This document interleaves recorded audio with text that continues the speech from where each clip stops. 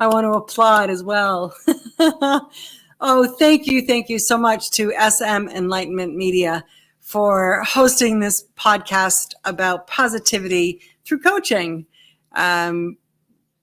My heart is always so full when I come to record these podcasts with the great Doc P, because the way he found me and the way that we have related to each other has been this beautiful evolution of like ships that should not have seen each other on the shore, on the sea. But here we are together promoting health and happiness. And in this podcast, we strike a match to find, is there a little bit of action you can take in your life to come closer to the opportunity to change the things that aren't working in your life? And if you were to consider coaching, what would be the right match for that? So when we started this a few weeks back, I was master wellness coaching. And, you know, as this year unfolded, 2021, I looked at 2020, and I had served a lot of families in 2020 to help them overcome these hardships of COVID, mental health issues, addiction, just being stuck. And, you know, what I did in this review, we get to review our lives, is I rebranded my company to be Family Lifestyle Quest. So that's the new logo. There you are, my new brand. And it's just, I just so appreciate the opportunity to be able to share this with you guys. So if you're a regular listener, you will hear my positive tips for a better life every few hours on the station. And thank you for listening to those. I hope they make you curious. And that's the whole idea of a positive tip for a better life. These are paradigms. Paradigms, what's a paradigm? Well, a paradigm is a creative way of looking at a problem in a new light. So I describe it like, instead of going through the front door on Thanksgiving, you come in the side door. And maybe when you come in the kitchen, instead of through the front foyer, you might have, you know, a different perspective of what your family's dinner will look like. And that's what paradigms are about. They're offering a new consideration about what we can face in our lives. So in this show, as I do in each, I have a couple of different segments, and one of them is a positive tip for a better life. And this one, Small Hinges, is one of my dearest, most favorite paradigms, because when we look at change, it feels ominous, just too huge. And this paradigm introduces another way of looking at it. Tips for a Better Life with Terry Finnegan Lynch. Ever want to open a new door in life, but it feels just too big? Well, did you know that doors actually swing open because of 3 small hinges? And what if you started with 3 small actions? See how easily the door will open. I'm a health and life coach, and these are Terry's positive tips for a better life. WSME.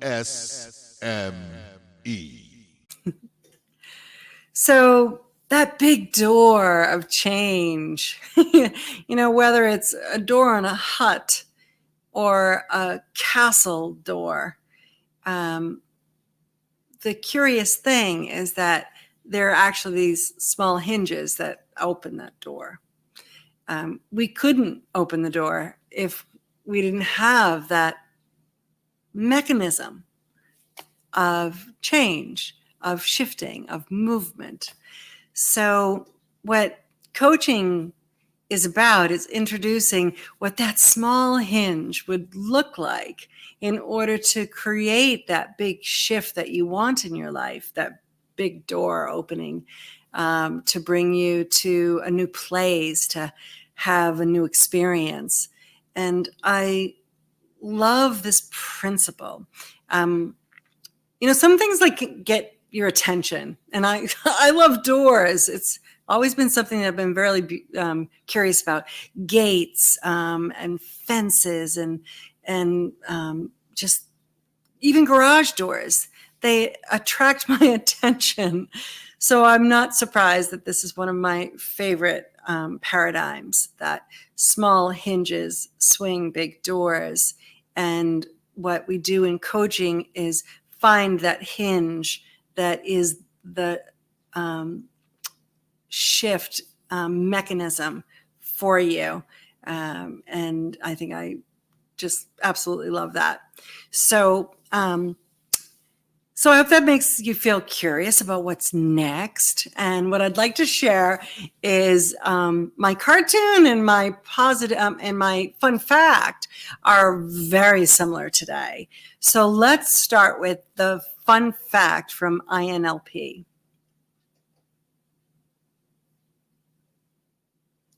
So this study, this was research done, says that setbacks and roadblocks can derail the best of us. And one of the most sought after benefits of a life coach is to sustain discipline and maximize our efforts during those challenging times, because you'll likely discover this pockets of inspiration and hunger that you never knew existed. The beauty of a coach who is working with you in this is that motivation is hard to sustain. Accountability is another way of phrasing this.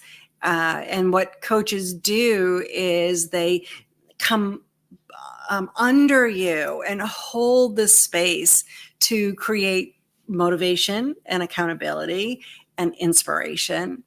And that creates the opportunity for you to anchor yourself into that practice of what I want to do differently.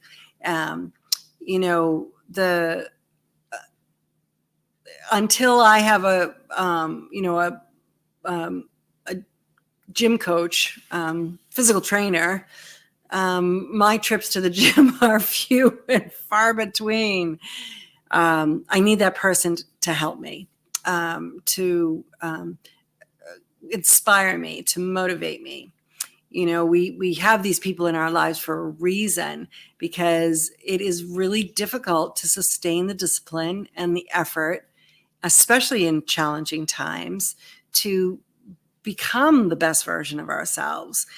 So what coaches do is they look at the habits that we have that interrupts that ability to be motivated and stay connected to a goal that we want. And we shift your thought and your response to the way that we want to disrupt it. It's a really great term we call is sabotage. We'll make that progress, and then like 4 or 5 weeks in, we're like, boom, done, out of here. But a coach will allow and create that space for you to stay motivated. So in complement to this fun fact is this really adorable. I think it's adorable because I love bears, but come see my cartoon. Sometimes you go looking for motivation, and sometimes motivation finds you. I'm a snowmobiler, and not that I ever came across a bear out in the Canadian mountains and northern Vermont, but if I found one, I certainly would be pressing the throttle to move faster. Not like this poor bicyclist who's actually pedaling uphill faster probably than he ever has before, because he's got this motivation behind him. And, the summit that we're looking for, that change that we wonder about, man, it's so hard to do it alone. Most of us, not everyone, but most of us, played a sport of some kind, whether it be t-ball or soccer or football, track, field hockey, gymnastics. We needed that coach to guide us through the discipline, the creating the motivation, being the inspiration for us in our athletic attempts to be great or to be mediocre. I was a terrible dancer.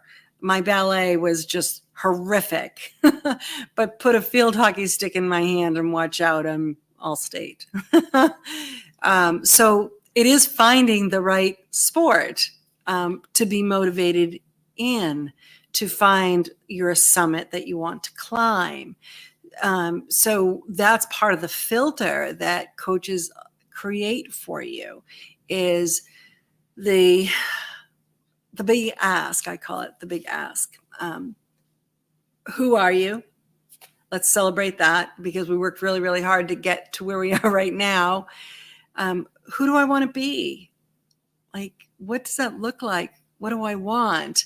And, if you're 20 something, that's a big ask, because you've come out of high school and maybe you've come out of college, and then this disaster of COVID hit, and it's like, whoa, who am I and what do I want? And it's pretty hard sometimes to get to that drawing board and figure that out on our own. So life coaches are the window to consider what would be the right answer to that question for you, for your happiness and your greatness. This quest is about truly tuning into what you deserve, and letting go of the stuff that's standing in the way. I mean, that's the hardest part, is whatever is familiar is easy to return to. I call it the loop that people have, where they want to do things differently, but they don't. I myself, it's still something that I moving through, and I have a coach to help me do it. But the wonder in 2021 for every age group, whether you're in your 20s, 30s, 40s, 50s, or 60s, is who am I? What do I want? What stands in the way of me having it? How do I say yes to what I want? And how do I stay accountable to get it? And those I just described are the principles of the transformational coaching model that I work with. And the beautiful thing about Strike a Match in the show is, this part of the show is to inspire you to wonder, is there more that you want in your life? And the second half is to introduce you to coaches that all do it differently, all have a different mission and purpose and background and education and training and inspiration. That's the fun part of this show. And this part is about you. This part is about asking, is it what I have enough? Is what I'm doing satisfying? Could I consider working with a coach for a short period of time? This isn't a lifetime process. This is something that you can do in 3 months. And then find that coach that's the great fit for you. And that's why I keep introducing all these beautiful coaches to you every week.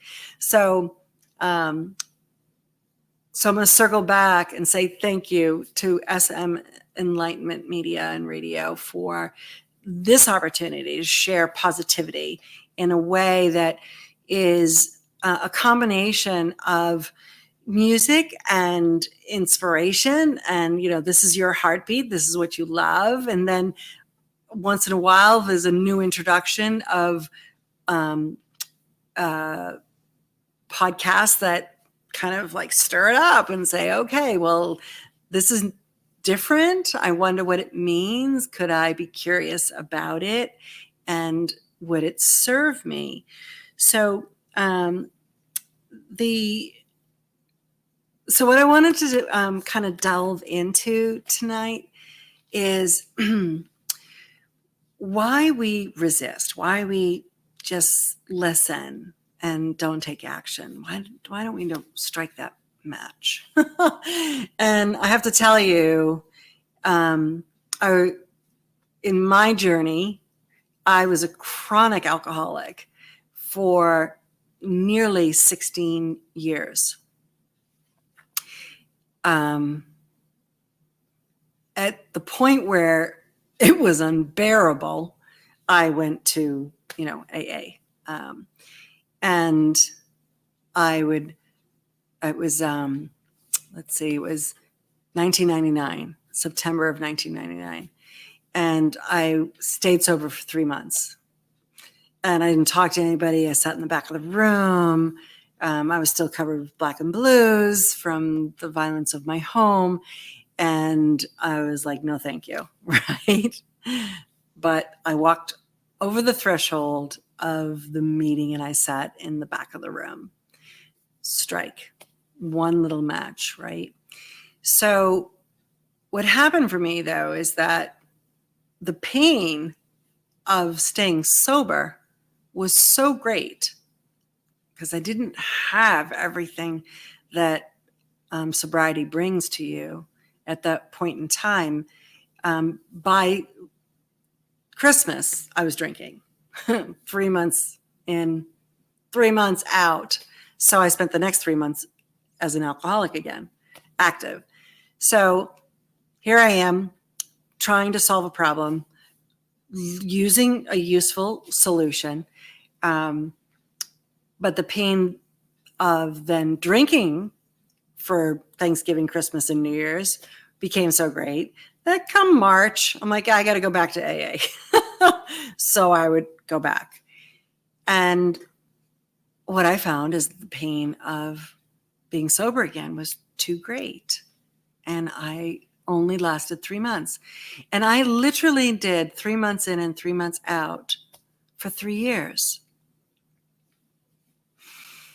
I was striking that match. I was making an attempt. But I didn't have enough support to really, truly believe that I deserved that shift in who I am and what I want. And 3 years later, my 16-year-old son said to me on Halloween morning, I will not live like this another day. One of you has to go. And I left that day with the shirt on my back because Brian was advocating for himself and he showed me how I could do that for me. And my sober date is 11/11. Less than 2 weeks later, there was enough motivation, inspiration, opportunity for me to change. So my son was wiser than me. And we may not actually want to admit that as parents, that our children could be wiser than we. But that was the case in my family. And Brian gave me the freedom to find the sobriety that was elusive in the space that I was in, staying in the lion's den. And so when I left, everything shifted. And then all the teachers appeared in my life to bring me into the world of recovery that has been so prosperous. So why do we pause? Why do we wait? Why do we accept what is so familiar and so painful? Well, because it's familiar. And change is really, really scary. And it could be expensive. And how do I know it's going to work? And all kinds of resistance exists in the knowing that there's a problem that needs to be solved, a crisis that is hurting everyone, but just a inability to commit. So tonight I'd like to invite you, because I am a family life coach, Brian saved my family. Allie, Michael, my children, they all worked harder than I did to save my family. But if you're interested, please come to my website, familylifestylequest.com, and book a discovery conversation with me. When I know that you came from SM Enlightenment Media, and we have this conversation, I'm going to send you an Amazon gift card to thank you for taking that brave step to ask, what do you do, Terry? Could it help me? This is what I'm struggling with, and let's talk about it. Because motivation, maybe an Amazon gift card that can, buy a new shower curtain or, something for your kitchen or your computer, would be just enough motivation to say, I'm going to get curious. I'm going to take a risk. I'm going to ask for help. I'm at least going to have a conversation. So Lifestyle Quest, familylifestylequest.com. It's so simple and easy. Peruse the site. See if it resonates with you. Because if Brian hadn't made a demand, I'd probably be dead today. The struggle doesn't have to stay. There is something we can do together about it. So come onto my site, book a discovery conversation with me, and then I will thank you for doing that, for taking that brave step. I'll send you an Amazon card, and we can then celebrate that positivity is everything. It's about striking a match. So thank you for being with me on the first half of the show. We're going to segue into some beautiful commercials about what we need to do in our lives. These are our promoters for positivity. And please, I hope you enjoy them, and we'll see you on the other side.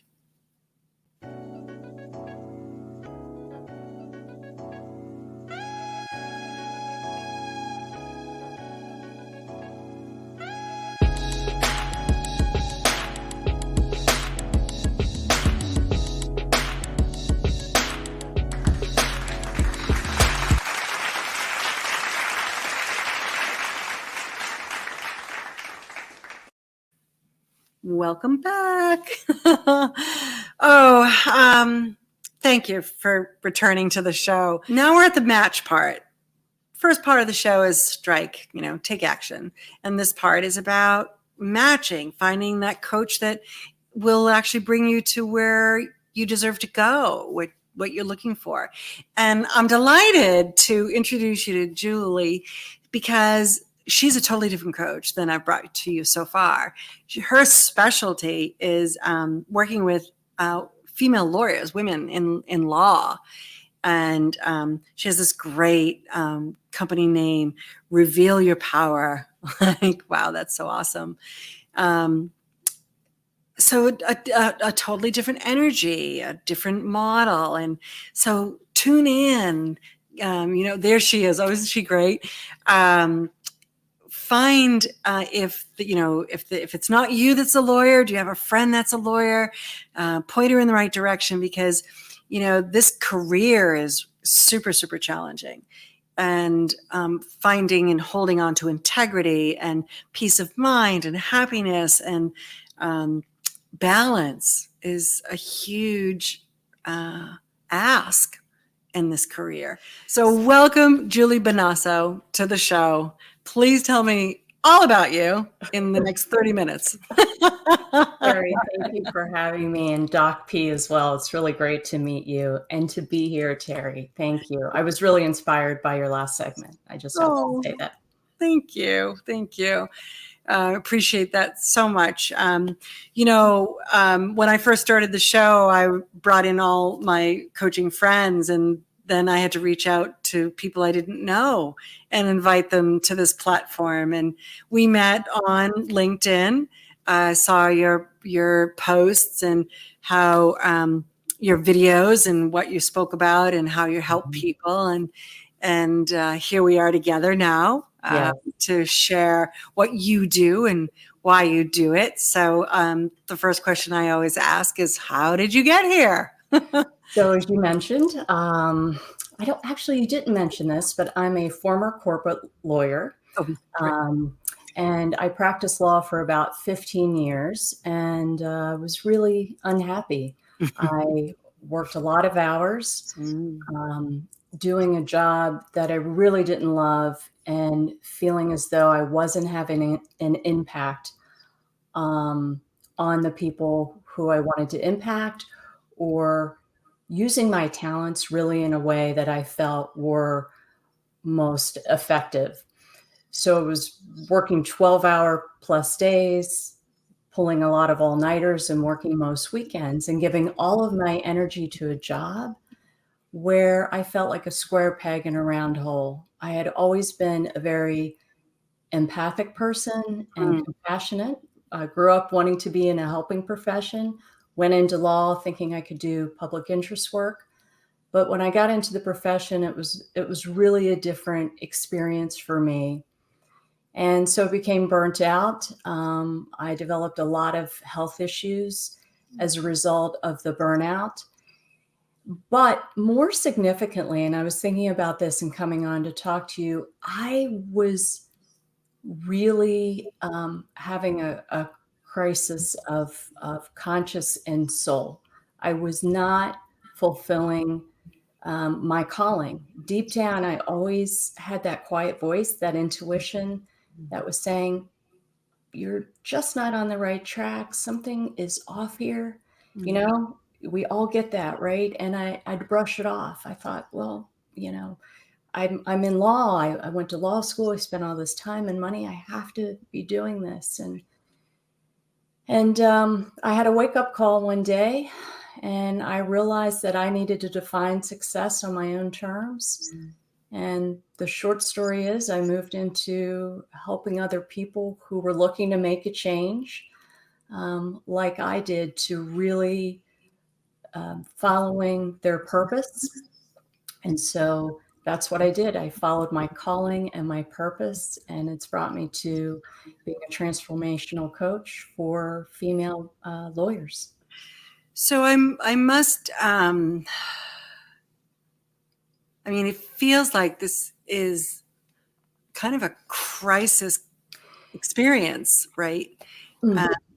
To have such a strong legal responsibility, which is so defined as to what you can do in that practice, and then have the heart, the love, the compassion, and I've had experience with lawyers, and I've hated all of them. Doesn't company excluded, I hope. No, exactly. True, exactly. So, but imagine that response that the people that you're helping feel in the crisis that they're in. So not only are you dealing with your own purpose in your career, but also holding space for these clients that are struggling in such a serious way. Law is not like buying a house. There's something significant really going on there, and I think what you're speaking about is what the invitation is, even in my first segment, is listening to that inner voice. I call it the static before the bullhorn. So before COVID, there was this static of information, loneliness, and all these things that were making me unhappy. And then COVID hit, and it just blew up. And it became really, really loud. And so I made lots of changes in my life because COVID wouldn't let me disguise that message, it became really, really apparent that I needed to do more for myself and to be more complete. So did you leave corporate law? Or are you still practicing?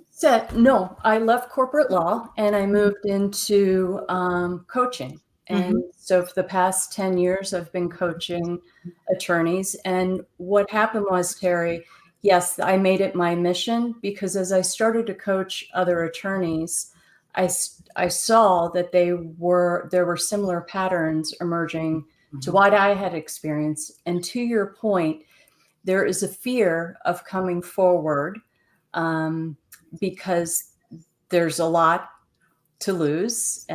You talked about the resistance to change.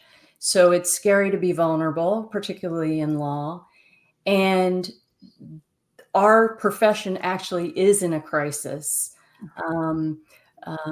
Our national organization has done a study on the really the existential nature of the legal profession, because there's a lot of statistics of people who are rising to the level of addiction and suicidal ideation, mental health disorders, but not even talking about the static before the bullhorn. So the burnout, people who are unhealthy, people who really aren't in crisis yet. Right. And that's who really I focus on, are those people, the preventative, the proactive, trying to get to the folks proactively before there's a major wake-up call. Right. Yeah, absolutely. I mean, I totally agree with you on that. When I made my amends to my son a few years after I got sober, he said, I know that you're helping women, stay sober, but I really would rather you help families avoid the crisis. And he was 20 at the time. And so that's, has been my journey to be able to be capable to do that. Yeah. And it comes from our own experience. That's why we're, so connected to what we do, is that we saw it in ourselves. We see the pattern in others, and we get trained in a way of interrupting the chaos. In a way, and you've invested more time in coaching than I. You're 10 years in. I'm only 3. So you've got some history behind you on how this has worked out. That's great. And so I'm honored that you're here joining me as a newbie. So what I love to ask, because I think this is one of the, the big questions that we as coaches,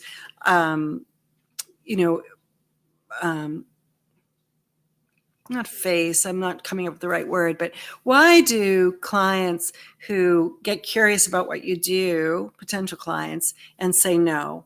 What do you think is the reason that they tend to pull back? Yeah, I was thinking about this actually when you were talking about your own journey. And while I won't get into kind of there is a bit of psychology and science behind this, that there is a cycle that involve the stages of change, and you may be familiar with it. And it applies to any type of change. And a lot of my clients say no because they're simply not ready yet. They're in that stage before they are ready to take action. And so that's really what I see, that they're frustrated, but they're not at that point yet where they're ready. Yeah, the pain body is tolerable still. Comfortable. And yeah, I a lot of coaches have said fear. Very few people say money, truthfully. It's really a matter of readiness. That's right. And so those that do say yes. What is the release that they bring to you and say, yeah, please help me. What's that conversation like? I can always tell when someone is ready to say yes, because they are ready for change. They've gotten to that point where they've thought about it enough. They've maybe had the back and forth, but they haven't made it sustainable yet. Mm. And something a lot of times is motivating them, kind of like with you. But I find that for my clients who say yes, those superficial motivations are not really what gets them across the finish line. It's really something deeper. So while fear can be a motivator for some people, I find for my clients, that's really not the case. It's when they've just had so much that they can't take it anymore. Everything that they've tried and that they have been used to using in the past that's been successful for them is no longer working. Mm-hmm. And perhaps there is some inner wisdom or inner pushing that's coming up for them. That is that inner knowing, that intuition that says this is the time. And also, thank you for sharing that really eloquent way of explaining what is going on within a person. The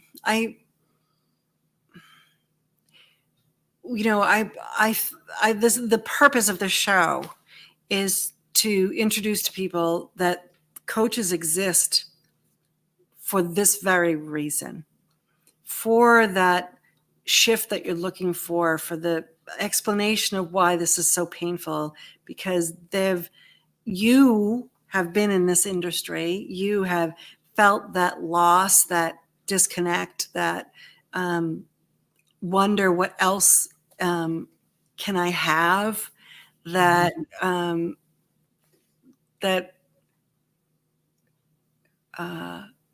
isn't in the boardroom. Mm-hmm. Right? Mm-hmm. Isn't in my briefcase. Or it can be, Terry, but many folks aren't aware of how that can happen too. So I don't always only coach people who want to get out of law. Oh no.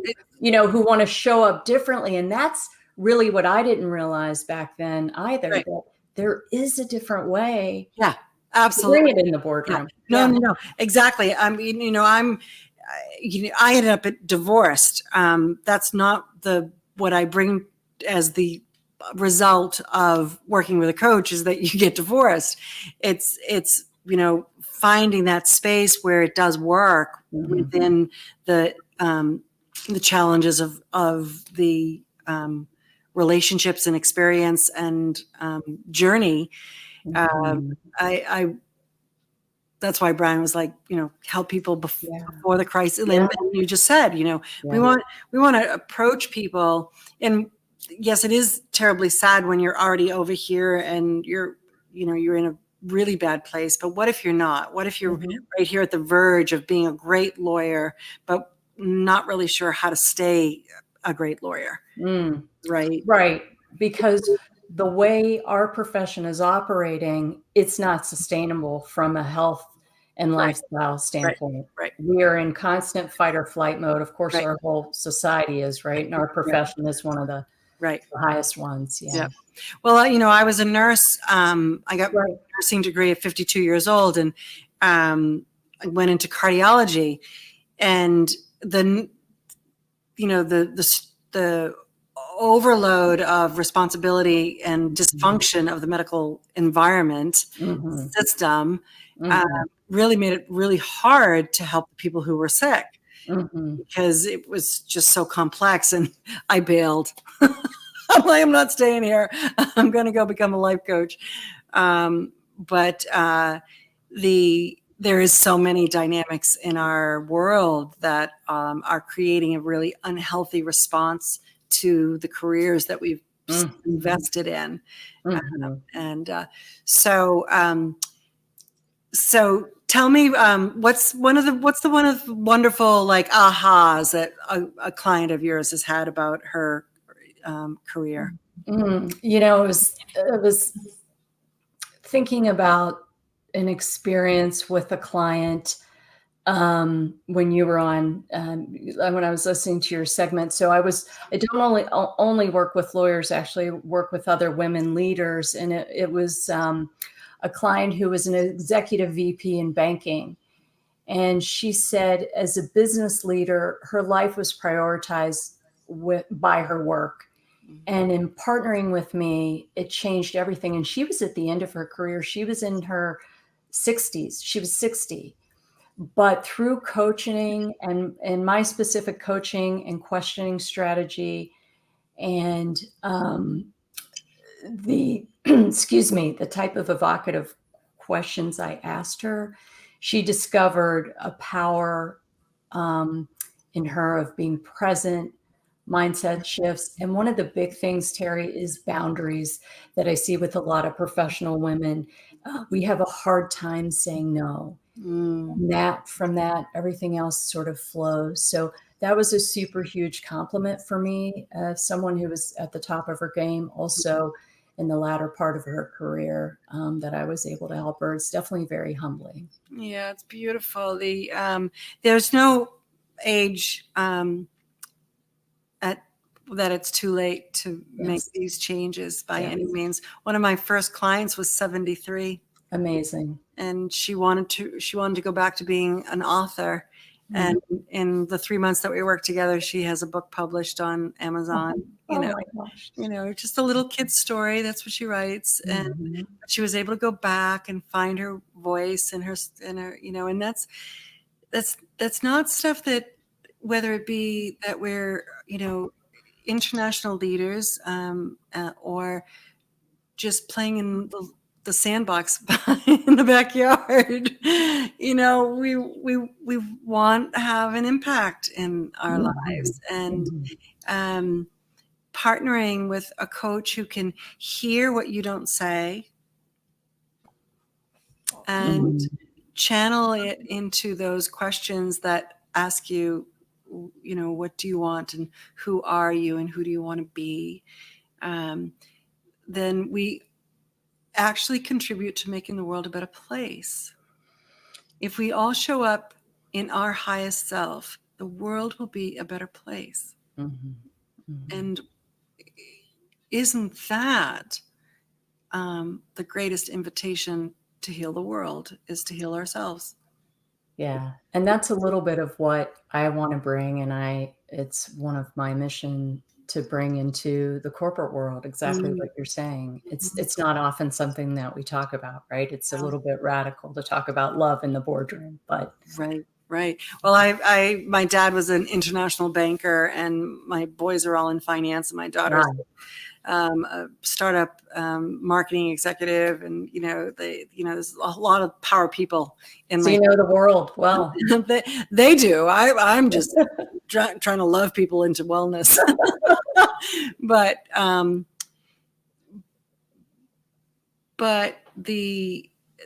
fortunately, even though my children grew up in crisis, in trauma, they were able to find the balance that introduced. Rather than going down the rabbit hole, they found a ladder and climbed out of it. And so we as coaches are blessed to have this awakening of our own disposition, and become trained in this method. Yours is going to be different than mine. We use different approaches. It's all different. But what we know is that who we're serving is served by who we are. Beautiful. Yeah. So would you believe our time's up already? Yes. I know, it went so quickly. Oh my God, that was like a blink of an eye. This part goes so fast. I'll probably make the whole show the interview, but this is the format. So thank you so much, Julie. Thank you for having me. I'm not going to attempt to say your last name again. Thank you for having me. It was a lot of fun. You're a beautiful woman. So your website, revealyourpower, right? .com. Yeah. Yeah. So if you're in the legal world and you want some support in finding your way to a better version of you as a lawyer, please reach out to Julie. And if you are a family of one even, and you'd like support, you can reach out to me, Family Lifestyle Quest. So thank you so much. Have a wonderful night, and I truly enjoyed this conversation. Me too. Thank you. Thank you, Doc P. Oh, I don't know. I have to say, I feel like I'm the luckiest girl in the world to share these conversations with people who are helping people. And, you know, please consider that one conversation could change all of your tomorrows. Thanks, Doc P, for producing the show, for inviting me to be a part of the positivity of SM Enlightenment Media. And it has been an honor to be here tonight with you. Thank you. Good night.